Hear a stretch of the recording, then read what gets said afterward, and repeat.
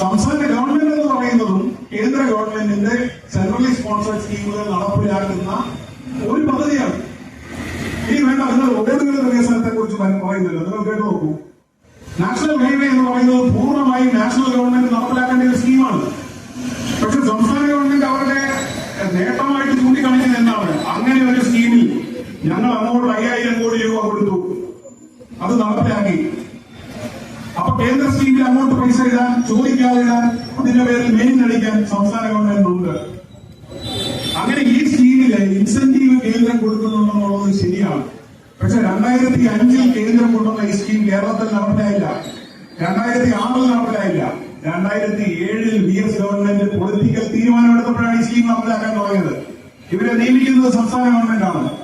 ഇവരെ നിയമിക്കുന്നത് പൊതു ആരോഗ്യം എന്ന് പറയുന്ന ഡിപ്പാർട്ട്മെന്റാണ്. അതൊരു സ്റ്റേറ്റ് സബ്ജക്റ്റാണ്.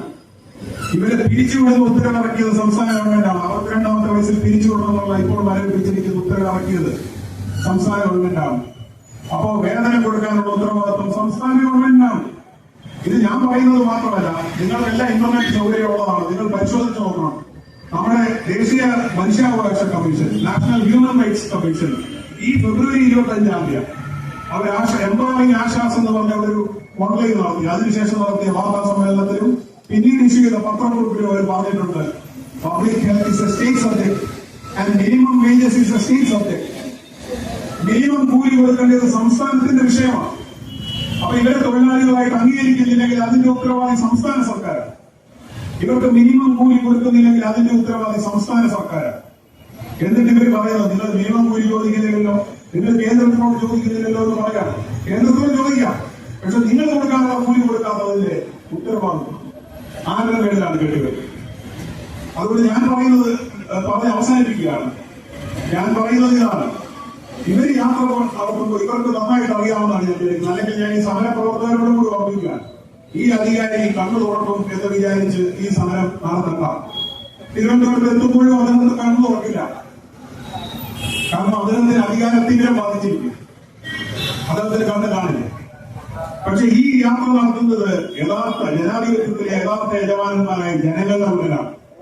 ജനങ്ങളോടാണ് ഇവരുടെ ആവശ്യം പറയുന്നത്.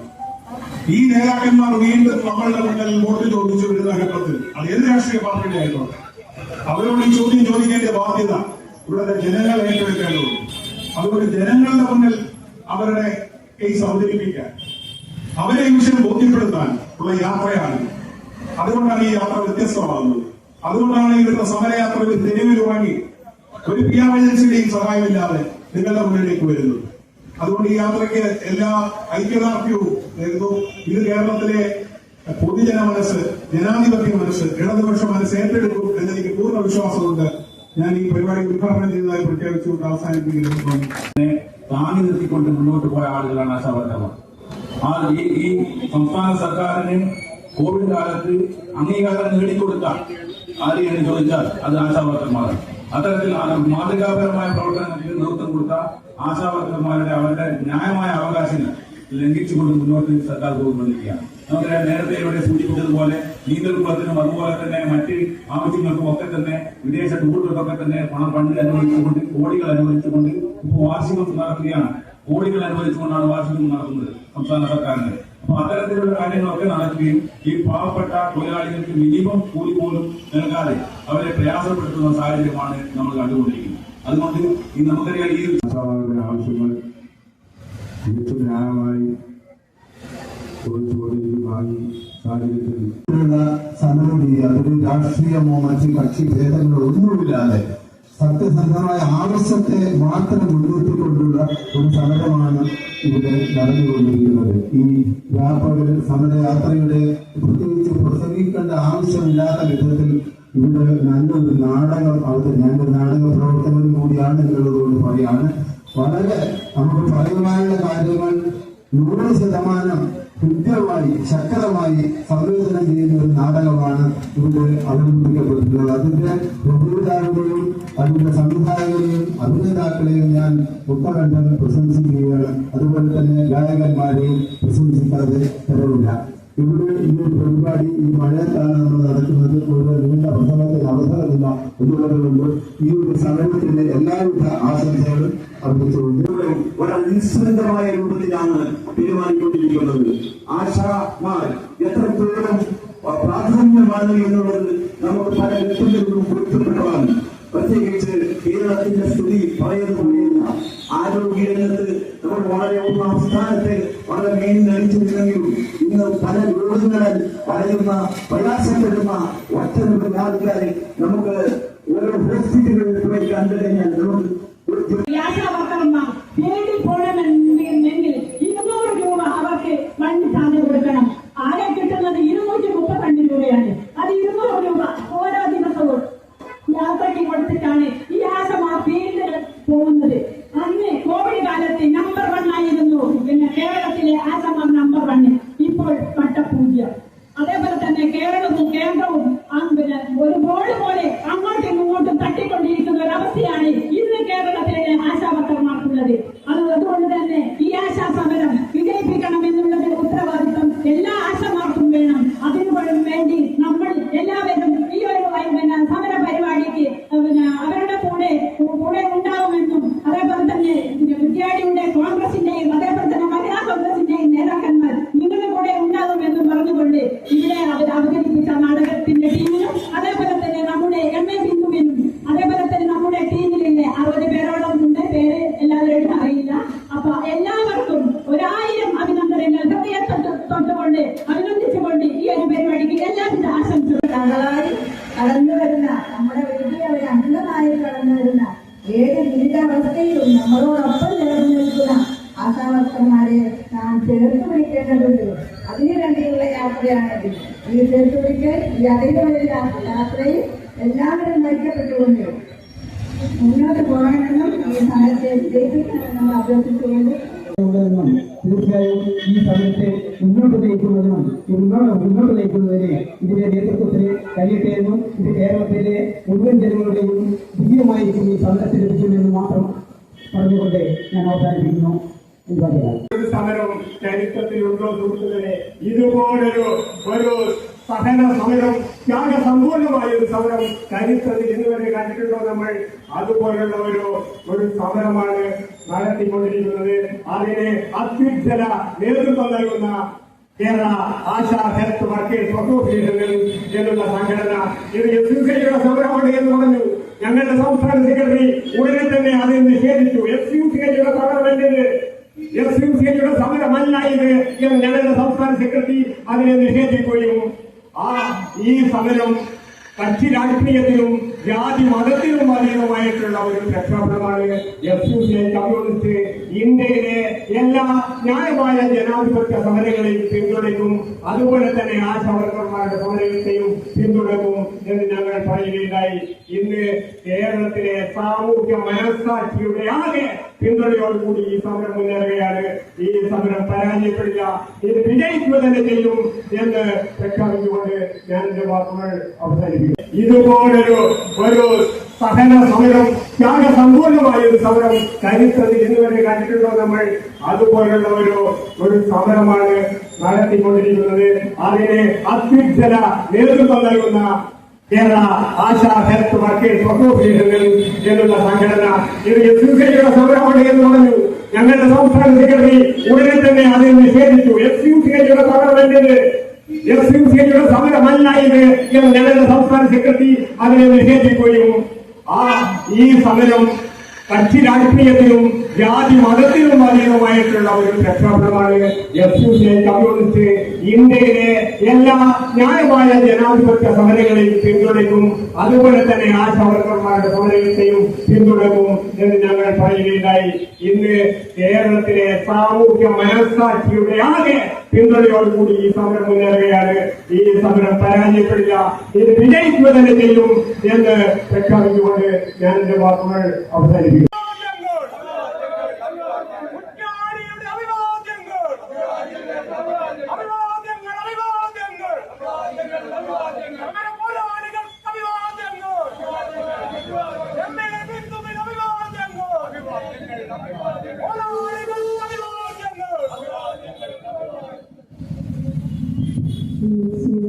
യോഗത്തിന്റെ ബഹുമാന്യനായ അധ്യക്ഷൻ ശ്രീ നാരായണൻ വട്ടോളിൽ യോഗം ഇവിടെ ഉദ്ഘാടനം ചെയ്ത Shri Joseph C Mathew sir, ഈ കോഴിക്കോട് ജില്ലയുടെ സ്വാഗത സംഘത്തിന്റെ ചെയർപേഴ്സൺ ഏറെ ബഹുമാനിയായ ശ്രീ ശിവ, കേരള ആശാ ഹെൽത്ത് വർക്കേഴ്സ് അസോസിയേഷന്റെ സംസ്ഥാന പ്രസിഡന്റ് ശ്രീ വി.കെ. സദാനന്ദൻ, ഈ യാത്രയോടൊപ്പം സഞ്ചരിച്ചുകൊണ്ടിരിക്കുന്ന പ്രിയമുള്ള ആശാ സഹോദരിമാരെ, പ്രിയമുള്ളവരെ, ഈ യോഗത്തിൽ എത്തിച്ചേർന്ന വിവിധ സംഘടനകളെ പ്രതിനിധീകരിച്ച് ഇവിടെ വന്ന് സംസാരിക്കുകയും പിന്തുണ അറിയിക്കുകയും ചെയ്ത ഏറ്റവും പ്രിയമുള്ളവരെ, ഈ കഴിഞ്ഞ ദിവസം നമ്മുടെ ആരോഗ്യമന്ത്രിയുടെ ഒരു പത്രക്കുറിപ്പ് കണ്ടു.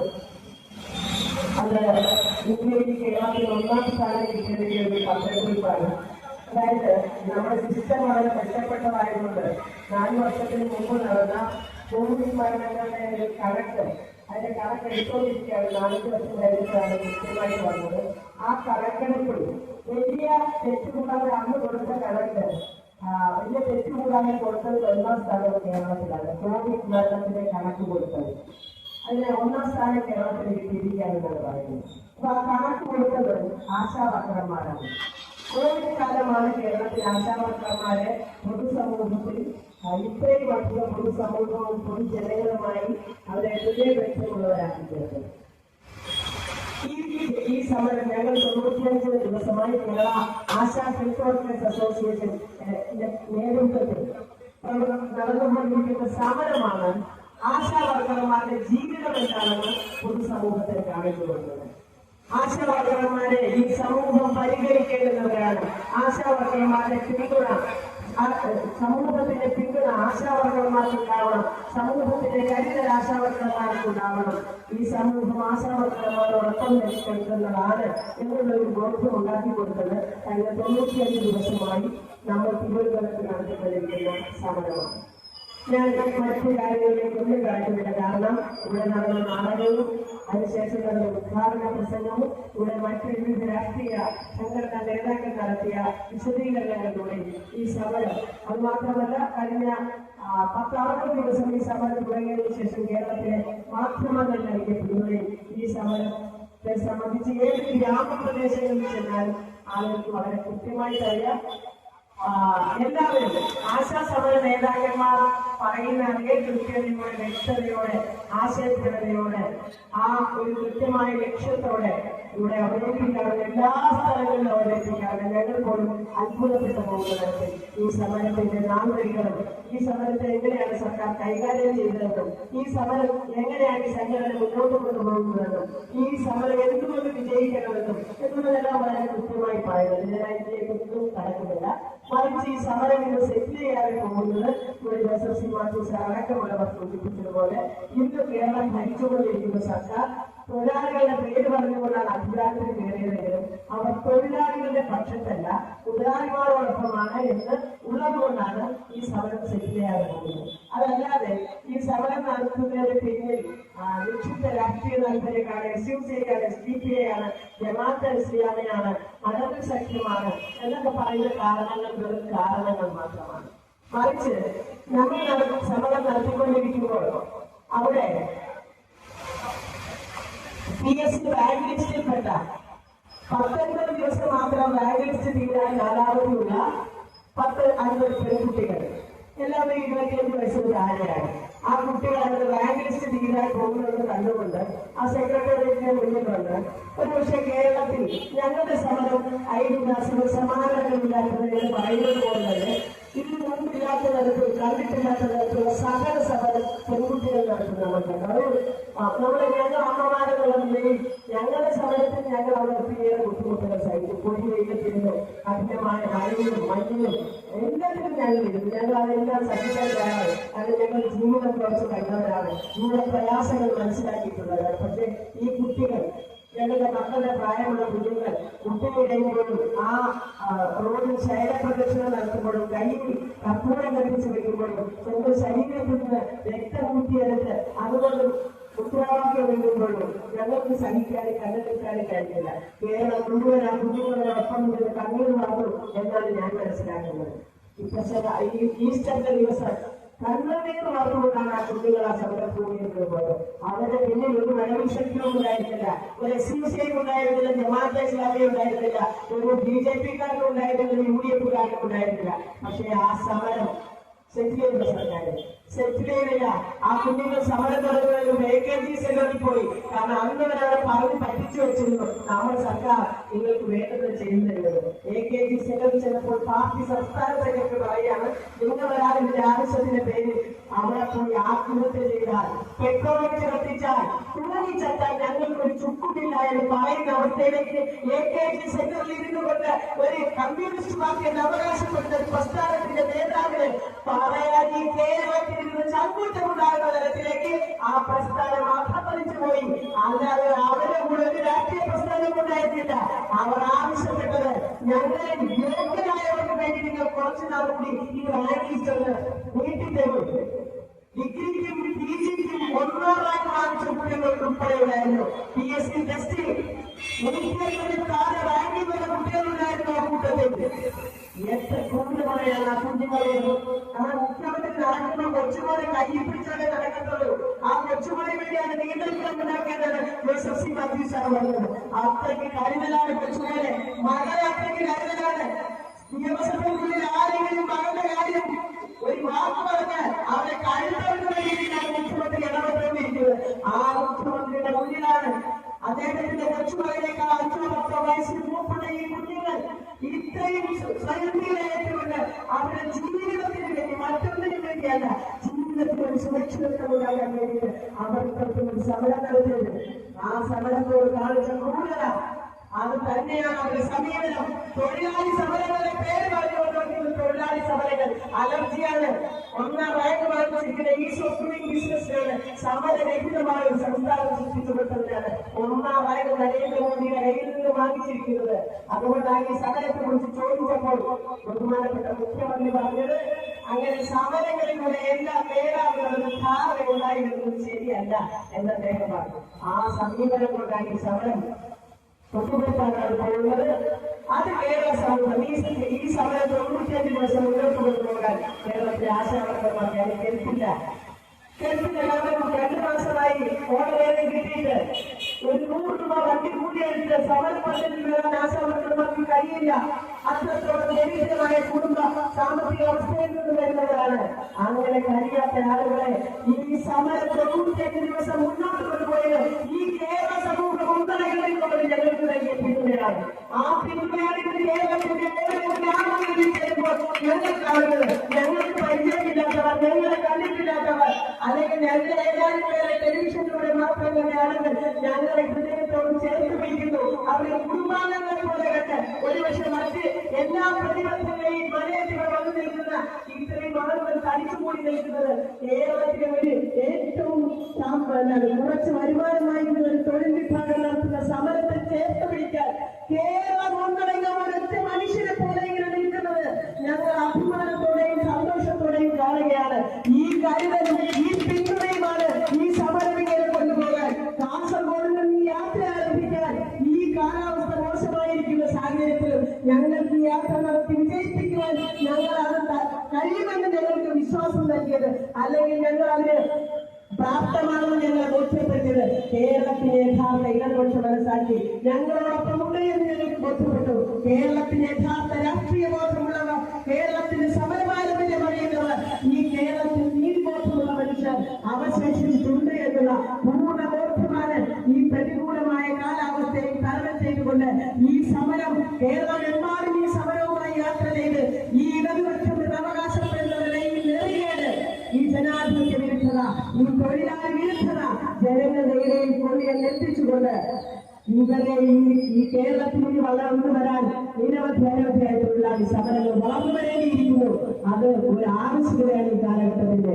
അത്തരത്തിൽ വലിയ പ്രതിസന്ധികൾ നേരിട്ടുകൊണ്ടാണ് എല്ലാ വിഭാഗം ആളുകളിൽ ജീവിച്ചുകൊണ്ടിരിക്കുന്നത്. വിശദാംശങ്ങളിലേക്ക് പോകാൻ സമയമില്ലാത്തതുകൊണ്ട് അതുകൊണ്ട് ഈ സമരം കേരളമേറെ പ്രതീക്ഷയോടെ നോക്കിക്കാണുന്ന, കേരളമേറെ പ്രതീക്ഷയോടെ ഏറ്റെടുത്ത ഈ സമരം വിജയിപ്പിക്കുക എന്നത് ചരിത്രപരമായി കേരള ആശാ നെറ്റ്വർക്കേഴ്സ് അസോസിയേഷനിൽ വന്നു പഠിച്ചിരിക്കുന്ന ഒരു ദൗത്യമാണ്, ഉത്തരവാദിത്തമാണ് എന്ന് ഞങ്ങൾ മനസ്സിലാക്കുന്ന. ഉത്തരവാദിത്തം എത്രത്തോളം വലുതാണ് എന്ന് ഞങ്ങൾക്കറിയാം. അതുകൊണ്ട് എന്തും ത്യാഗം സഹിക്കാനും എന്ത് ബുദ്ധിമുട്ട് സഹിക്കാനും എന്തും സഹിക്കാനും തയ്യാറായിക്കൊണ്ടാണ് ഞങ്ങൾ ഇറങ്ങിയിരിക്കുന്നത്. നിങ്ങൾ എല്ലാവരും ഞങ്ങളെ ചേർത്ത് പിടിക്കുമ്പോൾ ആ കരുതലിനുള്ളിൽ ഒരാൾക്കും ഞങ്ങൾക്കെതിരെ അതിക്രമങ്ങൾ കാണിക്കാൻ കഴിയില്ല. ഞങ്ങൾക്ക് പൂർണ്ണബോധമുണ്ട്. ഞങ്ങൾ തെരുവിൽ വരുമ്പോൾ, ഞങ്ങൾക്ക് പരിചയമില്ല അല്ലാത്ത സ്ഥലത്തുള്ള തെരുവിൽ വരുമ്പോൾ, ഞങ്ങളുടെ വീടുകളിൽ കിടക്കുന്നതിനേക്കാൾ സുരക്ഷിതമായാണ് ഞങ്ങൾ ഉറങ്ങുന്നതെങ്കിൽ ഈ സമൂഹം നൽകുന്ന കരുതലിനാണ്, ആ പ്രൊട്ടക്ഷനാണ് തീർച്ചയായും നിങ്ങളുടെ എല്ലാവരുടെയും പിന്തുണയ്ക്ക് നേരിട്ട് കണ്ട് അതിന് എല്ലാ നന്ദിയും അറിയിക്കുവാനും ഈ സമരയാത്ര ജൂൺ 17 സെക്രട്ടേറിയറ്റ് മുന്നിലെത്തുന്നത്. ഇന്നുവരെ ഞങ്ങൾ പിന്തുണച്ച എല്ലാ പ്രസ്ഥാനങ്ങളും പ്രതിനിധികളും പൊതുജനങ്ങൾ ഒന്നടങ്കം അന്ന് സമരയാത്രയിൽ മഹാറാലിയായി സെക്രട്ടേറിയറ്റിന് മുന്നിൽ ചെന്ന് അധികാരത്തിന്റെ മത്ത് പിടിച്ച് കണ്ണു മഞ്ഞളിച്ച് കണ്ണു കാണാതിരിക്കുന്ന ഈ പിണറായി വിജയൻ സർക്കാരിന്റെ കനത്ത തിരിച്ചറിവുള്ള തലത്തിലേക്കുള്ള ഒരു പ്രകടമായി ചില സമയങ്ങളിൽ ചിലർ ബോധ്യപ്പെടുത്താൻ ഷോക്ക് ട്രീറ്റ്മെന്റ് ആവശ്യമാണ്. അതുപോലെയുള്ള ഒരു മഹാപ്രവാഹമായി മാറുവാൻ ഇവർക്കൊരു ഷോക്ക് ട്രീറ്റ്മെന്റ് കൊടുക്കുവാൻ കഴിയുന്ന തരത്തിൽ അങ്ങനെയുള്ള എല്ലാവരും സെക്രട്ടേറിയറ്റിന് മുന്നിൽ ഈ രാഷ്ട്രീയ മഹാരാജയോടൊപ്പം അണിചേരണമെന്ന് അഭ്യർത്ഥിച്ചുകൊണ്ട് കുട്ടിയാളികൾ സംഘടിപ്പിച്ച ഈ ഗംഭീരമായ ശുചീകരണത്തിന് കേരള ആശാ ഹെൽത്ത് വർക്കേഴ്സ് അസോസിയേഷന്റെ പേരിൽ അതിലെ മുഴുവൻ അംഗങ്ങളുടെയും പേരിൽ ഈ 95 ദിവസമായി തെരുവിൽ പോരാടിക്കൊണ്ടിരിക്കുന്ന ആശാവർക്കർമാരുടെ പേരിൽ നന്ദി അറിയിച്ചത് മറുപടിയും സമരം പോരാട്ടം കൊണ്ട് മാത്രമാണ് ജീവിത അസ്തിത്വത്തിന്റെ നിയമം എന്നതേ പറയുന്നത്. ഈ മാറ്റം നമ്മുടെ പിണറായി ഇടതുപക്ഷ ഗവൺമെന്റ് എന്ന് അവകാശപ്പെടുന്ന പിണറായി സർക്കാരിനോടൊപ്പം നടത്തിക്കൊണ്ട് ഇവിടെ ഇത്രയും പേര് ഈ മതക്കാരും പ്രസംഗവും പരിപാടി നടത്തുന്നതിന് മുൻകൈയെടുത്ത ഈ ആശാവർക്കർമാരുടെ നേതൃത്വത്തിന് പ്രത്യേകം നന്ദി പറഞ്ഞുകൊണ്ട് ഈ യോഗം കാണിക്കുന്നത്.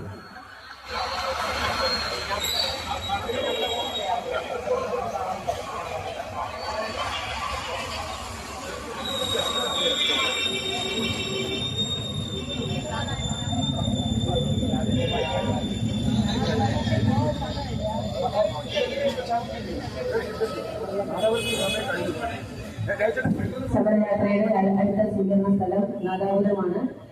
യാത്രാ അംഗങ്ങളും വോളണ്ടിയേഴ്സും